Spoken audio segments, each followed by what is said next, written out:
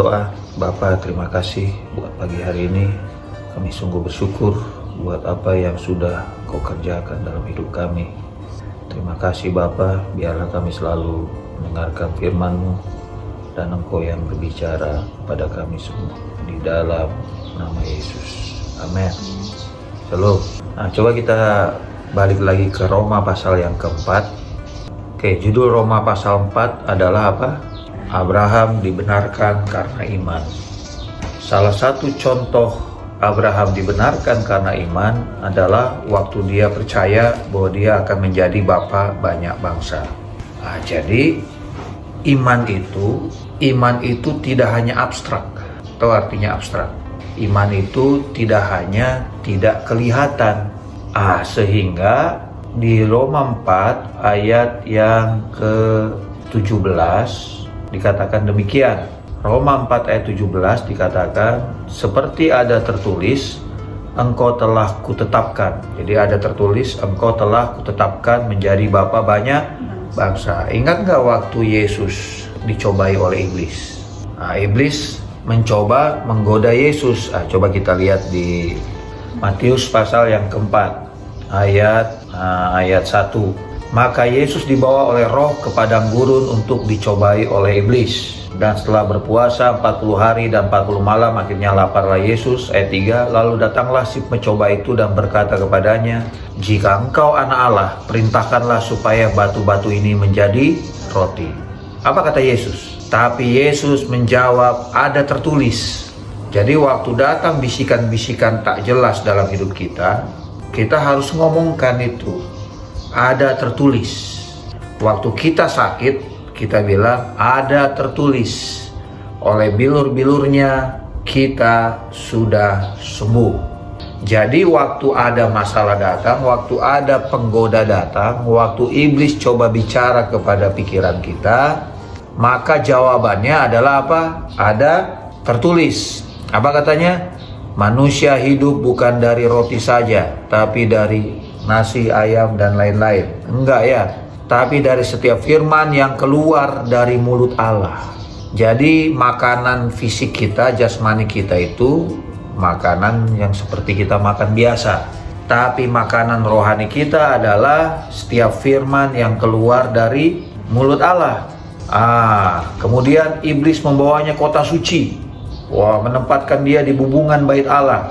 Lalu berkata kepadanya, jika engkau anak Allah, jatuhkanlah dirimu ke bawah, sebab ada tertulis mengenai engkau. Dia juga bilang ada tertulis, memerintahkan malaikatnya menatang engkau supaya kakimu jangan terantuk kepada batu. Apa kata Yesus? Salah tulisanmu itu. Enggak ya. Yesus menjawab kepadanya, ada pula tertulis, janganlah engkau mencobai Tuhan Allah. Begitu juga dengan hukum Taurat. Jadi hukum Taurat selalu bilang, jangan ini, jangan ini. Itu kan tertulis semua itu. Dan setan pakai hukum Taurat itu. Kamu sakit karena ini, kamu miskin karena ini, kamu menderita karena ini. Semua itu mulai iblis coba masukkan hukum itu. Cuman kita harus tahu, ada juga yang tertulis, yang lain.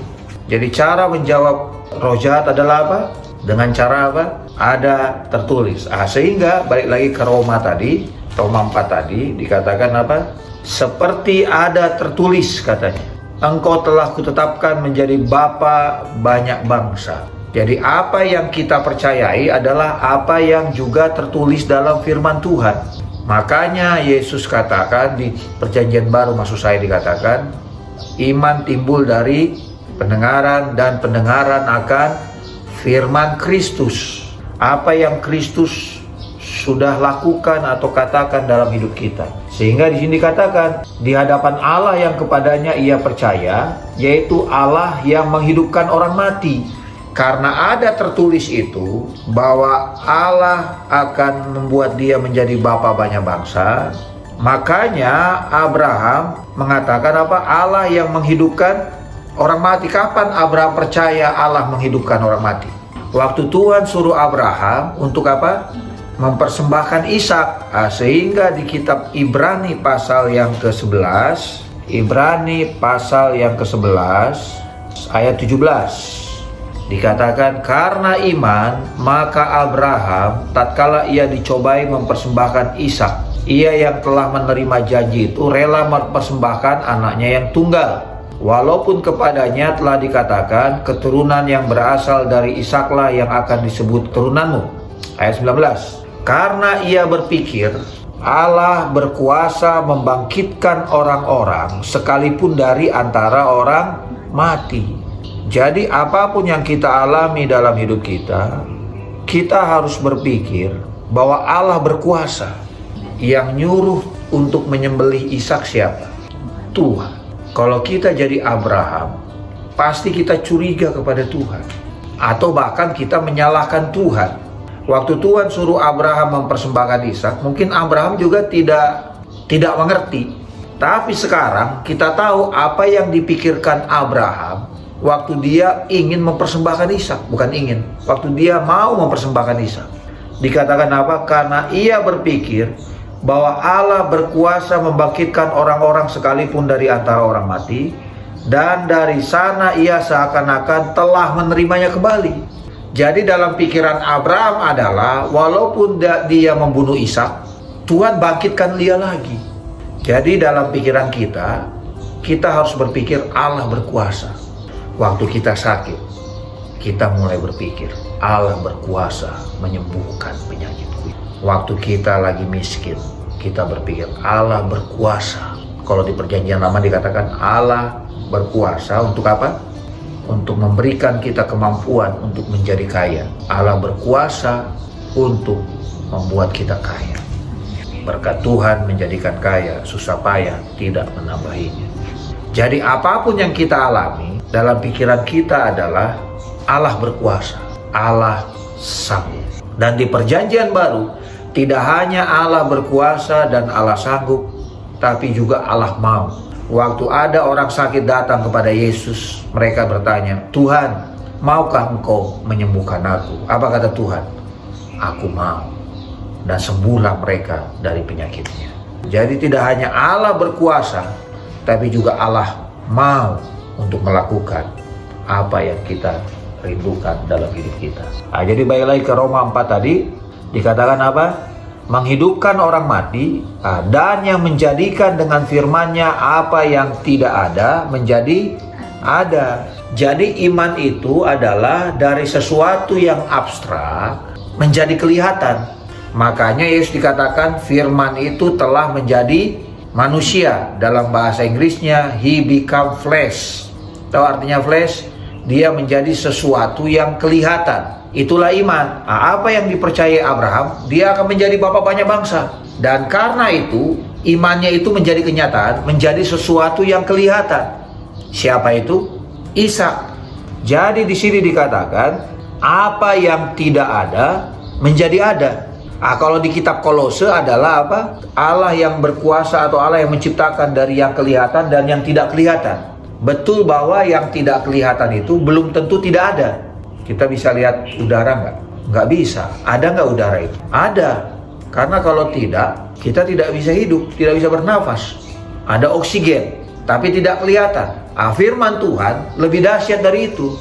Dia tidak hanya membuat kita melihat apa yang tidak kelihatan, tapi dia membuat dari yang tidak ada menjadi ada. Jadi apapun dalam hidup kita yang tidak ada, Tuhan lewat firman-Nya bisa membuat menjadi ada. Sehingga ayat 18, sekalipun tidak ada dasar untuk berharap, namun Abraham berharap juga dan percaya bahwa ia akan menjadi bapa banyak bangsa menurut yang telah difirmankan atau yang telah dituliskan. Imannya tidak menjadi lemah walaupun ia mengetahui, ini sudah saya share minggu lalu, sudah sangat lemah. Ayat 21, dengan penuh keyakinan bahwa Allah berkuasa untuk melaksanakan apa yang telah Ia janjikan. Jadi hidup kita ini hidup karena percaya, bukan karena melihat. Apa itu arti percaya atau apa itu arti iman? Kalau menurut Ibrani 11 ayat 1, iman adalah apa? Dasar dari segala sesuatu yang kita harapkan dan bukti dari segala sesuatu yang tidak kita lihat. Itu iman. Orang benar akan hidup oleh iman. Sama seperti ikan akan hidup oleh air. ikan itu diangkat dari air, akan begini dia, sesak napas. Kita juga, kenapa hidup kita kelepek-kelepek antara mati dan hidup? Kenapa? Karena kita tidak hidup oleh iman. Pada dasarnya orang benar, kita sudah dibenarkan belum? Sudah. Dan karena kita sudah dibenarkan, kita akan hidup oleh iman. Sama seperti contoh lah, kita ikan. Kita sudah ikan, sudah. Gimana caranya mau hidup? Ya masuk air. Ikan selalu mencari air. Demikian juga dengan kita, gaya hidup orang yang benar. Dia akan hidup oleh iman. Iman bicara sesuatu yang tidak kelihatan. Iman bicara sesuatu yang belum terjadi. Sehingga waktu itu belum terjadi, kita tidak nervous. Begitu datang masalah itu, kita tidak gugup. Kenapa? Karena kita hidup oleh iman. Kita bukan hidup oleh keadaan. Kita bukan hidup oleh perasaan. Kita bukan hidup oleh isi dompet. Kita hidup oleh iman. Nah, sehingga ayat yang pasal yang kelima, ayat 1. Sebab itu kita yang dibenarkan karena apa? Iman. Sekali lagi, karena apa? Kenapa Abraham bisa dapat anak? Karena apa? Iman. Kenapa kita sembuh? Karena apa? Iman. Kenapa kita pintar? Karena apa? Harusnya iman. Kenapa kita kaya? Harusnya karena apa? Iman. Sebab itu kita yang dibenarkan karena apa? Iman. Kalau kita ngerti ini, makanya ayat selanjutnya katakan kita hidup dalam damai sejahtera. Tahu artinya damai sejahtera? Dalam bahasa Ibrani dikatakan shalom. Dalam bahasa Inggris peace. Tapi dalam bahasa Indonesia katakan damai sejahtera. Apa artinya damai sejahtera? Damai itu bicara apa? Damai di hati. Makanya Yesus pernah berkata, datanglah semua yang letih lesu dan beban berat, aku akan memberikan ketenangan kepadamu, kelegaan kepadamu. Jiwamu akan mendapat apa? Ketenangan. Amin. Mazmur 23 apa? Jiwamu akan mendapat ketenangan. Tenang kita. Tapi tidak hanya itu, damai dan sejahtera. Apa artinya sejahtera? Sejahtera itu artinya berkelimpahan dalam segala sesuatu. Jadi kita yang hidup atau dibenarkan karena iman, kita hidup dalam damai sejahtera dengan Allah. Oleh karena Tuhan kita Yesus Kristus. Jadi kalau kita hidup oleh iman, hidup kita akan penuh dengan damai sejahtera. Kita akan mengalami damai sejahtera dari Tuhan. Masalah mungkin belum selesai, penyakit mungkin belum sembuh, tapi damai itu Tuhan sudah berikan dalam hidup. Sehingga di ayat yang ke-6 dikatakan demikian. Karena waktu kita masih lemah, Kristus telah mati.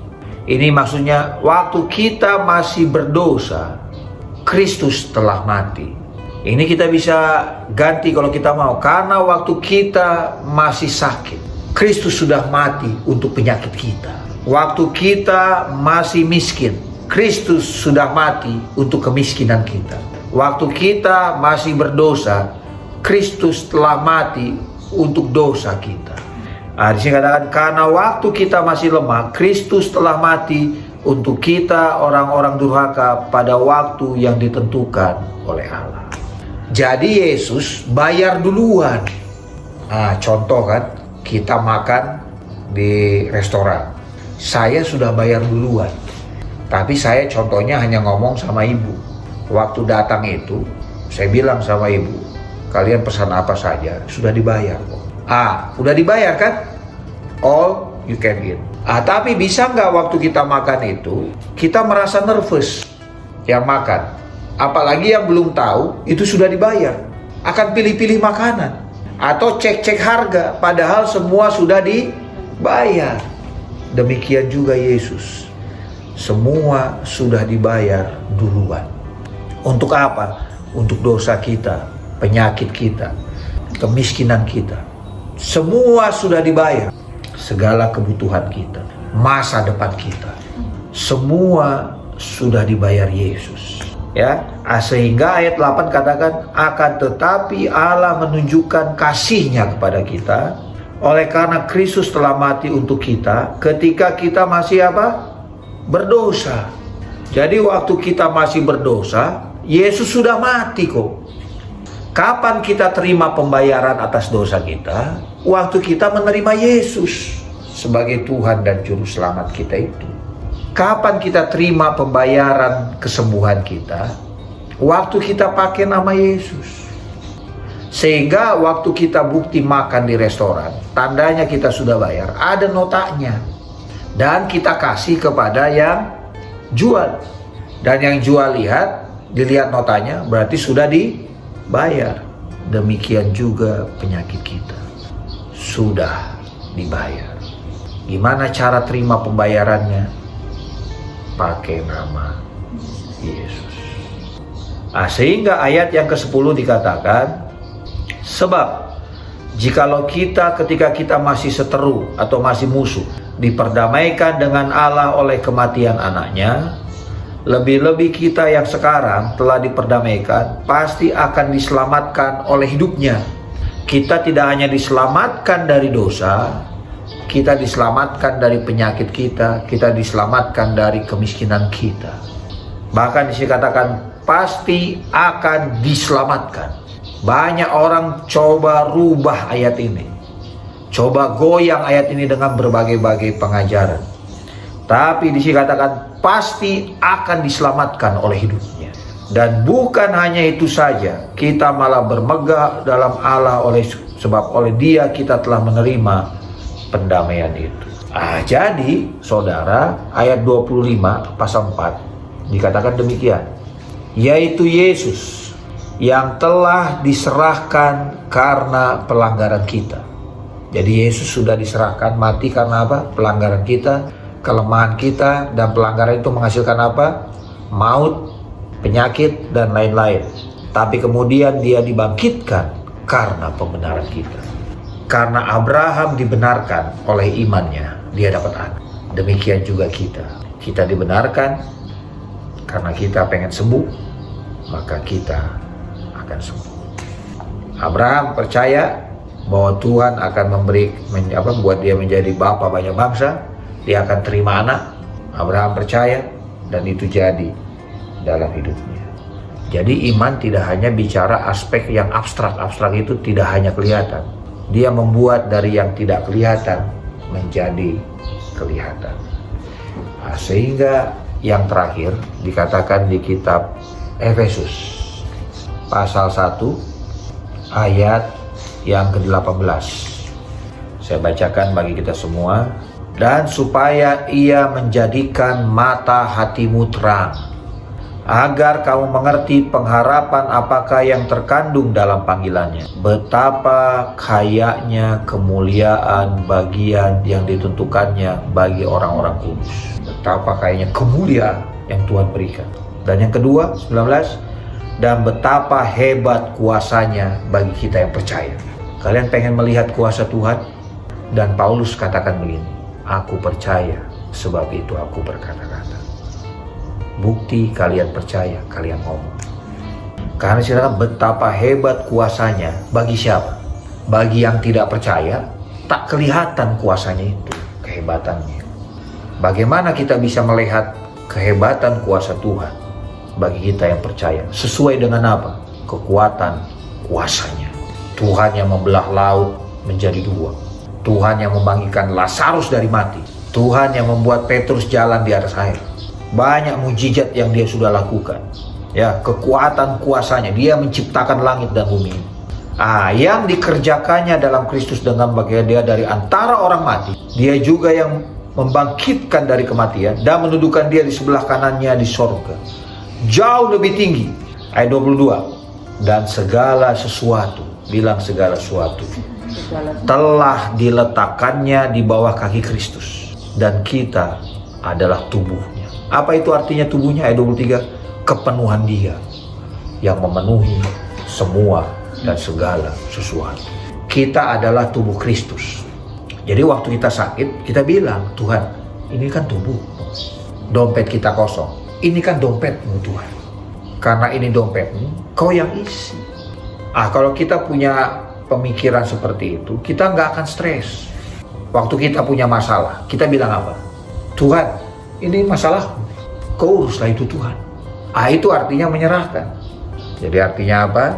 Kita hidup karena kita percaya. Kalau kita pengen melihat kehebatan kuasa Tuhan, maka kita juga percaya Dia sanggup melakukan.